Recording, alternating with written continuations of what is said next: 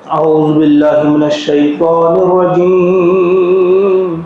بسم الله الرحمن الرحيم.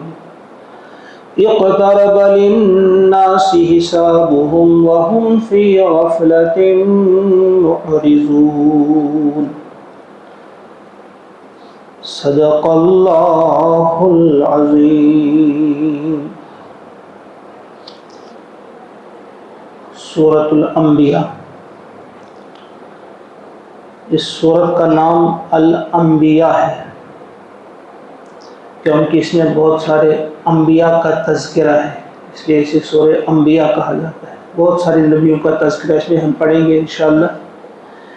اس میں 112 آیات ہیں، رکوع 7 ہیں. ترتیب میں مصحف جو کتاب میں اس کی ترتیب ہے یہ 21ویں سورت ہے، اور نزولی ترتیب میں یہ سورت نمبر 73 ہے، 73. یہ سورت مکی سورت ہے. آپ سب جانتے ہیں مکی اور مدنی، یعنی ہجرت سے پہلے جتنی بھی سورتیں نازل ہوئی ہیں انہیں مکی کہا جاتا ہے، اور ہجرت کے بعد جتنی بھی صورتیں یا جو بھی آیات نازل ہوئی ہیں انہیں مدنی کہا جاتا ہے، چاہے وہ مکہ میں بھی نازل ہوئی ہیں لیکن ہجرت کے بعد نازل ہوئی ہیں انہیں مدنی صورت کہا جاتا ہے. یہ جو سورہ انبیاء ہے یہ مکی صورت ہے. اس سے پچھلی صورت سورہ طٰہٰ ہم پڑھ چکے. اس کی آخری آیت میں جو ہم نے پڑھا کہ ہر شخص انتظار کر رہا ہے، کل متربص فتربصوا، تم بھی انتظار کرو. فستعلمون من اصحاب الصراط السوی، عنقریب تمہیں معلوم ہو جائے گا کہ کون سیدھے راستے کا راہی ہے، سیدھے راستے کا چلنے والا کون ہے.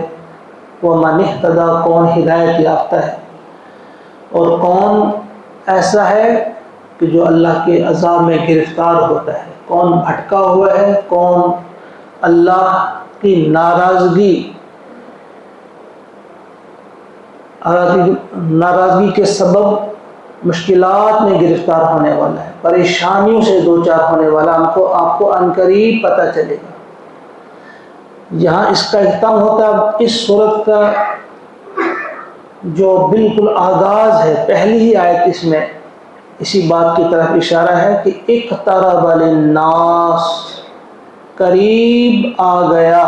اقترب، قریب آ گیا، للناس، لوگوں کے لیے، حسابہم، ان کا حساب، یعنی ان کے اعمال کا حساب جو ہے، حساب کرنے کا وقت جو ہے وہ بالکل قریب آ لگا ہے.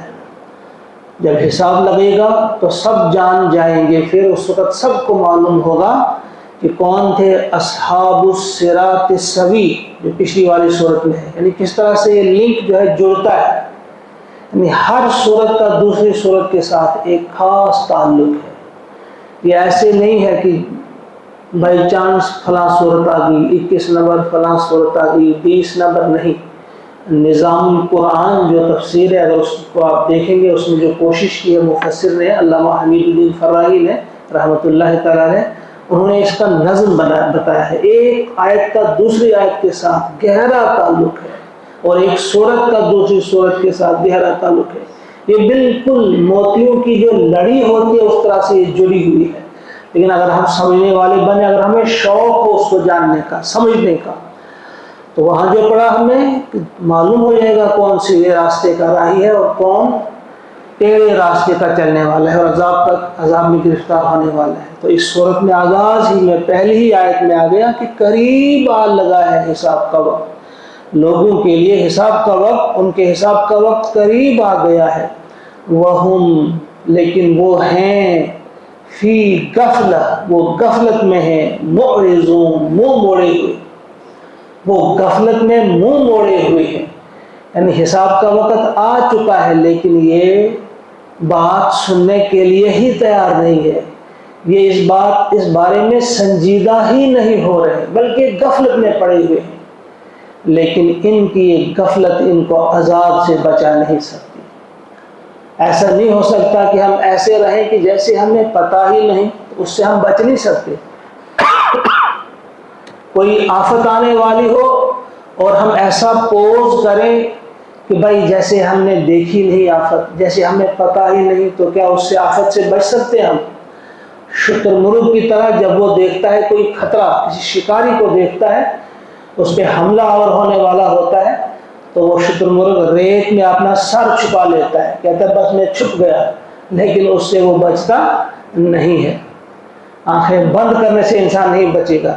تو فرمایا جا رہا ہے ان کے حساب کا وقت قریب آ لگا ہے، اور وہ غفلت میں ہے، یعنی وہ لاپرواہ ہیں، وہ مست ہیں۔ کیسے ہیں مست؟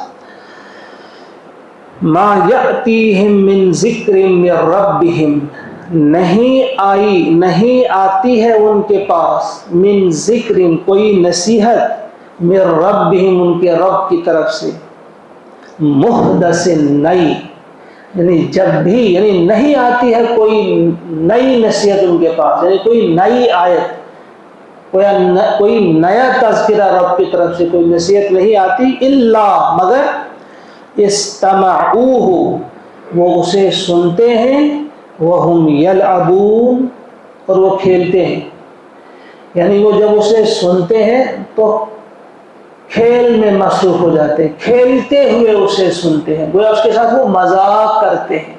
کچھ مفسرین نے اس کا یلعبون کا مطلب لکھا ہے مستہزئون، یہاں یلعبون سے مراد کیا ہے؟ وہ ان کا استہزاء کر رہے ہیں، یعنی اللہ کی طرف سے کوئی پیغام آئے، کوئی نصیحت آئے اور ہم اسے کھیل میں لے لیں، اسے کھیل سمجھیں، تماشا سمجھیں اور مذاق اڑائیں اس چیز کا، یہ کتنی بڑی جسارت ہے اور کتنا بڑا جرم ہے یہ۔ اللہ کا ارشاد ہوتا ہے کہ ان لوگوں کا عالم یہ ہے کہ جب بھی ان کی طرف، ان کے رب کی طرف سے کوئی نئی نصیحت آ جاتی ہے، تو نئی نصیحت سے کوئی نیا پیغام، نئی آیت جب سنائی جاتی ہے ان لوگوں کو، تو وہ اس کو سنتے ہیں اور کھیل میں لیتے ہیں۔ کئی ایسے واقعات ہیں مفسرین نے جو یہاں لکھے ہیں کہ اشارہ کس طرف ہے کھیل میں لینا۔ مثلا ایک بار ایک شخص آتا ہے،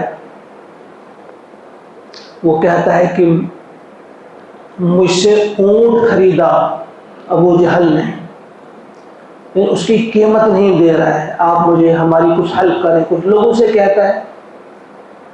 تو انہوں نے مذاق بنایا اس کا، اس اعتبار سے میں وہ فلاں شخص جو بیٹھا ہوا ہے نا ادھر کونے میں بیٹھا ہوا، وہاں حضور علیہ الصلوۃ والسلام عبادت میں مصروف تھے، کہا جاؤ یہ آپ کا مسئلہ حل کر دے۔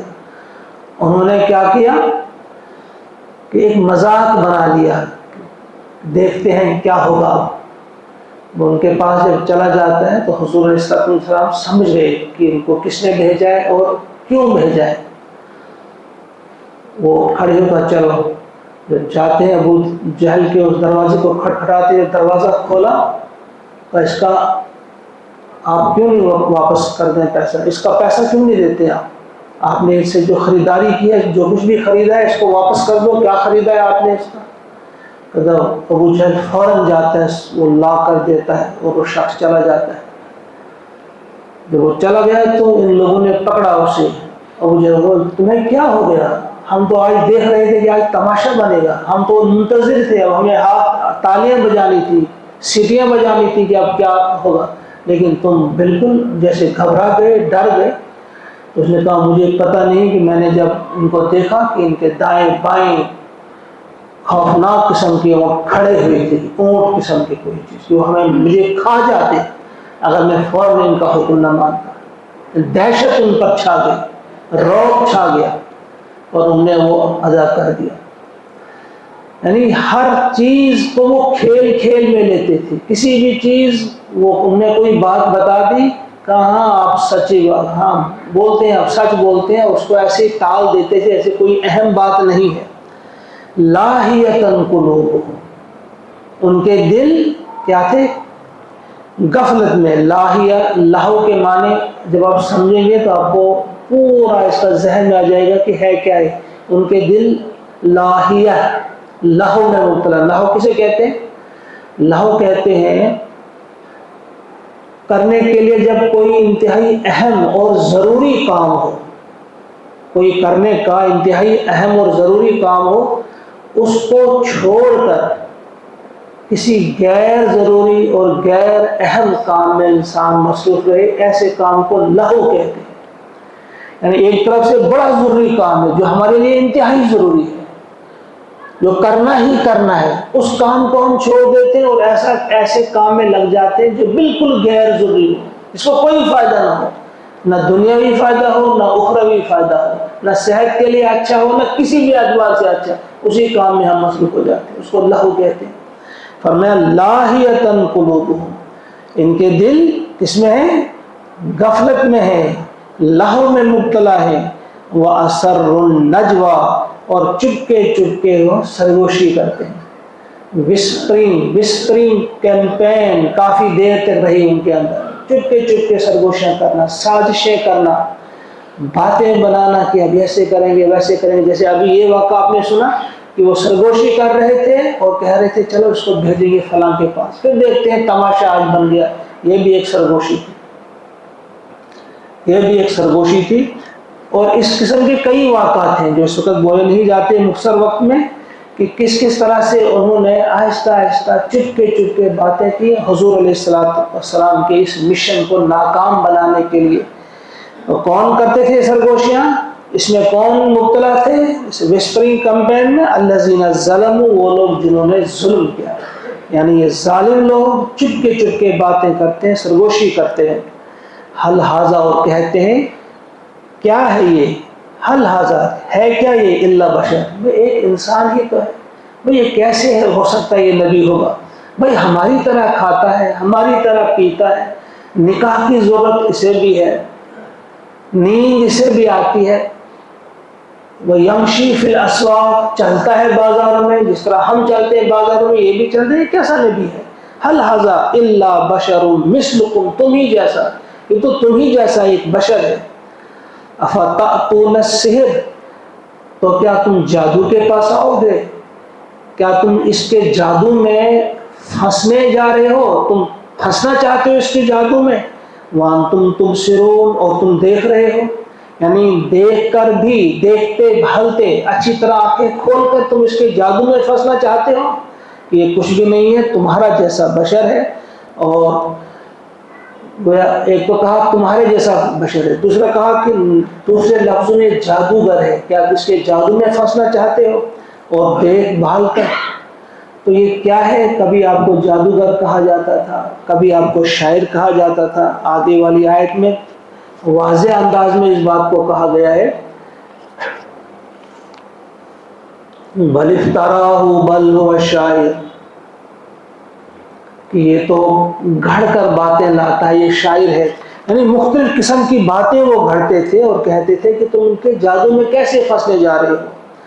قال ربی یعلم القول، تو فرمایا میرا رب یعلم، جانتا ہے، القول، اس بات کو، فی السماء والارض، یعنی ہر بات کو، آسمانوں میں یا زمین میں جو بھی بات ہوتی ہے اس سے باخبر ہے وہ، یعنی تم میرے خلاف جو سازشیں کرتے ہو، تم میرے خلاف جو سرگوشیاں کرتے ہو، چپکے جو پلان اور منصوبے بناتے ہو، تو میرا رب تو آسمانوں اور زمین کی ہر بات کو جانتا ہے، تو تم یہ نہ سمجھنا کہ تمہاری ان سازشوں سے وہ ناواقف ہے، وہ جانتا ہے تم کیا کیا سازشیں کرتے ہو، وَهُوَ السَّمِيعُ الْعَلِيمُ، وہ سمیع ہے، وہ علیم ہے۔ بل قالوا اضغاث احلام، بلکہ انہوں نے کہا یہ پریشان قسم کے، اضغاث احلام، یہ پریشان خواب ہے۔ بل افتراہ، بلکہ ایسا ہے کہ یہ گھڑ کر انہوں نے اپنا کلام لایا ہے، خود ہی گھڑ لیا ہے۔ بل ہوا شاعر، بلکہ یہ شاعر ہے، یعنی کبھی کہتے تھے یہ شاعر ہے، کبھی شاعر، کبھی کہتے تھے گھڑ کر لانے والا کلام۔ فَلْيَأْتِنَا بِآیَةٍ، پس وہ لائے ہمارے پاس، فَلْيَأْتِنَا بِآیَةٍ، کوئی معجزہ، کما ارسل الاولون، جیسا کہ بھیجے گئے تھے پچھلے، یعنی پچھلے جو بھیجے گئے تھے رسول، ان کو جب معجزے دیے گئے، یہ کوئی معجزہ کیوں نہیں لے آیا؟ نہ اس کے ساتھ عصا ہے، نہ اس کے ساتھ ید بیضا ہے جو موسیٰ علیہ السلام کو دیے گئے تھے، جو فلاں فلاں نبی کو معجزے دیے گئے تھے، ان کے ساتھ کوئی معجزہ کیوں نہیں ہے؟ بار بار آخر پہ یہی پہنچتے تھے وہ۔ تو یہ جو کبھی شاعر کبھی اس کے مفسرین نے واقعہ یہاں پہ لکھا ہے، جو سورہ حامیم السجدہ کی تفسیر میں بھی آپ پڑھیں گے کہ عتبہ بن ربیعہ ابو الولید جسے کہا جاتا تھا، اس نے ایک بار سرداران قریش سے کہا کہ یار مجھے آپ موقع دو، میں ان سے بات خود کر کے جاتا ہوں، میں دیکھتا ہوں کہ وہ کیا کہتا ہے اور میں اس کے ساتھ کوئی نہ کوئی معاہدہ کر کے آتا ہوں۔ انہوں نے کہا جاؤ دیکھو آزماؤ آپ۔ جب ان کے پاس جاتے ہیں اس کے بعد کہتے ہیں ان سے اے بھتیجے سنو ذرا، یہ کیا معاملہ ہے کہ عجیب قسم کا فساد برپا ہو گیا ہے، عجیب قسم کا یہ ماحول بن گیا ہے، بھائی بھائی کا نہیں رہا، باپ بیٹے کا نہیں رہا۔ جب وہ دیکھ رہے تھے آہستہ آہستہ بہت سارے اسلام قبول کر رہے ہیں، تو انہوں نے کہا کہ میں بات کر کے دیکھتا ہوں۔ جب ان کے پاس گئے تو کہا کہ ایسا کرو کہ ہم یہ دیکھتے ہیں کہ آپ کو کس چیز کی ضرورت ہے، اگر آپ سرداری چاہتے ہیں ہم آپ کو اپنا سردار بنا لیتے ہیں، اگر آپ مال چاہتے ہیں ہم ڈھیر سارا مال آپ کے قدموں میں لا کر رکھ دیں گے، کیا چاہتے ہیں آپ؟ اگر آپ کسی حسین خوبصورت عورت سے شادی کرنا چاہتے ہیں کر لو پسند، جو بھی عرب کی خاتون آپ کو پسند آتی ہے آپ کے نکاح میں دی جائے گی، اور اگر کوئی تکلیف ہے آپ کو تو ہم اپنے پیسے سے آپ کا علاج کریں گے، یعنی اگر کسی قسم کا کوئی جادو ہے کچھ بھی ہے ہم اس کا۔ اور بہت ساری باتیں جب انہوں نے کہی، انہوں نے کہا اچھا آپ نے بتا دیا جو بولنا تھا؟ کہا ہاں میں نے بول دیا۔ تو کہا اب سنو، پھر آپ نے شروع کیا حامیم السجدہ کی پہلی چند آیات۔ جب آپ آیتیں پڑھ رہے تھے تو ابو الولید یعنی عتبہ بن ربیعہ دونوں ہاتھوں پر ٹیک لگائے ہوئے ایسے سن رہا، بالکل مبہوت ہو گیا قرآن پاک کی یہ آیات سن کر۔ بلکہ ایک روایت ہے کہ جب وہ اس عذاب کی آیت پر پہنچے تو انہوں نے ان کے منہ پہ ہاتھ رکھا، کہا محمد بس کرو، یعنی اسے یقین تھا کہ اگر ان کی زبان سے عذاب کی بات آ گئی تو ہمیں عذاب سے کوئی بچا نہیں سکتا، کہ ہم کتنا ان کو سچا جانتے تھے۔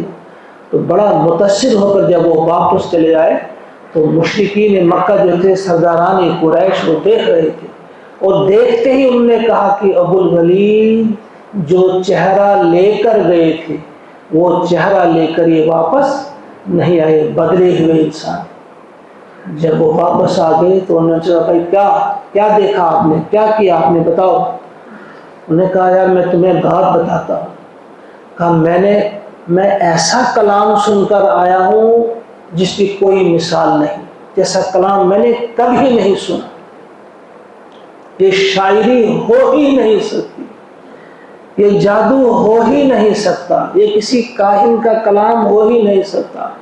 دیکھو اگر تم میری بات سنو، اس کو اپنے حال پر چھوڑ دو، اگر یہ سچا نبی نہیں ہوگا تو لوگ خود اس سے نمٹ لیں گے، تو ان کا خون آپ کے ہاتھ نہیں چڑھے گا، خود وہ اس سے بدلہ لیں گے، تم بچ جاؤ گے، تمہیں کیوں اپنے آپ کو مبتلا کرنا ہے، تمہیں کیوں اپنے آپ کو اس کے خون میں انوالو کرنا ہے، رہنے دو اسے آپ۔ اور اگر یہ سچا نبی ہوگا، کامیاب ہوگا، تو تمہاری ہی عزت ہے، کہ تمہارے ہی فرد ہے جو نبوت پر فائز ہو جائے گا، اسے کامیابی ملے گی۔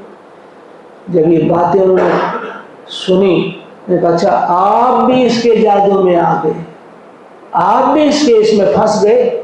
اس نے کہا یہ تو میرا کام تھا، میں نے جو کہنا تھا میں کہہ چکا، اب آپ کی مرضی ہے کہ آپ کیا کریں، آپ کی مرضی۔ گویا یہ جو کبھی شاعر کہتے تھے، وہ کبھی کاہن کہتے تھے، کبھی جادوگر کہتے تھے، مختلف قسم کی باتیں کہتے تھے، اور لاسٹ میں جب کوئی دلیل ان کے پاس نہیں آتی تھی، لاسٹ میں پھر یہی بات کہتے تھے کوئی معجزہ دکھاؤ۔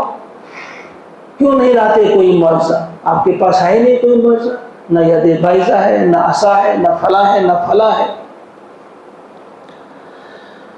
بہرحال یہ 5 آیات آج ہم نے پڑھی، ان کا مطالعہ کیا ہم نے۔ اللہ سے دعا ہے کہ ان ابتدائی 5 آیات میں جو سبق ہمارے لیے ہے اسے ہمارے دل میں بٹھا دے پروردگار ہم، اور سورہ انبیاء کو ٹھیک طرح سے سمجھنے کی ہمیں توفیق عطا فرمائے۔ اللہم اجعل القرآن ربیع قلوبنا ونور ابصارنا وشفاء صدورنا وذهاب همومنا وغمومنا ربنا تقبل منا انك انت السميع العليم آمین ثم آمین۔